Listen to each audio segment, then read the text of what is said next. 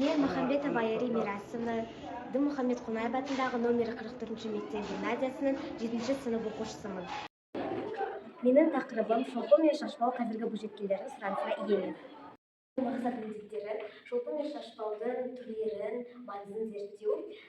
Сонымен қатар қазіргі заманғы бойжеткендер арасында шолпы мен шашбаудың қолданысын және олардың ұлттық мұра ретінде сақталуын қарастыру. Жобаның өзектілігіне тоқталсақ, қазіргі таңда кейбір қыздарымыз хижаб киетіндіктен шолпы мен шашбау секілді қазақ ұлттық әшекейлері жасырын көрінбей қалатыны белгілі. Осы орайда қазақтың шашқа тағатын әшекей бұйымдары өзінің ұлттық құндылығын жойғаны ма деп қаламыз. Ең бірінші зерттеу әдістері бойынша ең алдымен ақпараттар жинастырдым. Яғни кітапханадағы кітап қорының арқасында әдебиеттерді шолу жасадым. Әрі қарай Батыс Қазақстан облысының өлкетану мұражайында болып экспонаттармен таныстым. Үшіншіден, зергердің шеберханасында жұмыс барысымен таныстым. Және осы жобаны әрі қарай өзекті қылу үшін кішігірім сауалнама жасаған болатынмын. Және сауалнама нәтижесі бойынша бірінші сұраққа шаштың сәндік бұйымдарын білесің бе дегенге 41 иә десе, 9-ы жоқ деді. Әрі қарай шолпы мен шашбауды ажырата аласың ба дегенге 34-і жоқ, 16-сы иә деді. Үшінші сұрақ шолпы мен шашбауды шашына тағар едім дегенге 26-сы иә, 24-і жоқ деді. Екінші зерттеу барысы. Ең алдымен мен мәліметтер жинастырдым, әрі қарай нобаймен, яғни эскизбен жұмыс. Үшінші материал таңдадым, яғни Белошвейка, Миловица, Алтындар деген дүкендерге бардым. Төртінші жұмыстың орындалу реті. Яғни біріншіден фурнитураларды нобай бойынша тінекенің көмегімен біріктірдім. Әрі қарай салпыншақ ретінде зер шашаққа арнайы қысқыштың көмегімен түрлі моншақ тіген түріндегі фурнитураларды қондырдым. Және ең соңында шашбау таспасын шолпы резеңкесін бекітіп, бұйымды титан желімін қолдана отырып, түрлі түсті әйнек, көз және сазымен әшекейледім. Бұл менің жұмысымның нәтижесі.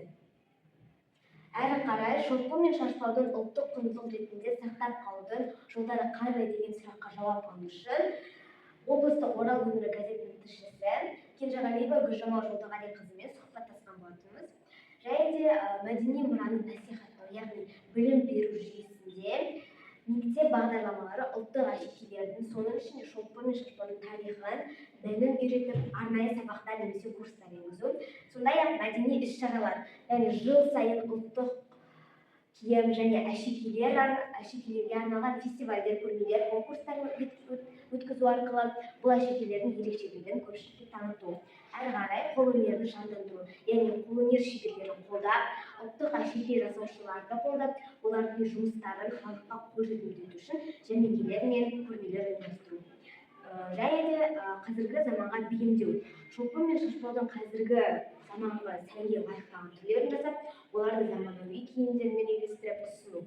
Үшінші, жастар арасында қызығушылықты арттыру. Ол үшін әлеуметтік желілерді пайдаланып, шолпы мен шашбауды заманауи тұрғыда көрсететін бейнежазбалар, блогтар мен фотосуреттер арқылы жастар арасында танымал ету. Және ең соңғы, төртінші, туризмді дамыту. Яғни туристік сувенирлер, шолпы мен шашбаудың кішігірім көшірмелерін ұлттық сувенир ретінде жасап, туристерге ұсыну. Бұл ұлттық мәдениеттің шетелдерге танымал болуына ықпал етеді. Қорытындылай келе, әрбір елдің мәдениеті жаһандық мәдени ағымдарға сіңісіп кетпеу үшін ұлттық құндылықтарды сақтап, ұрпақтан ұрпаққа жеткізу мәселесі өзекті.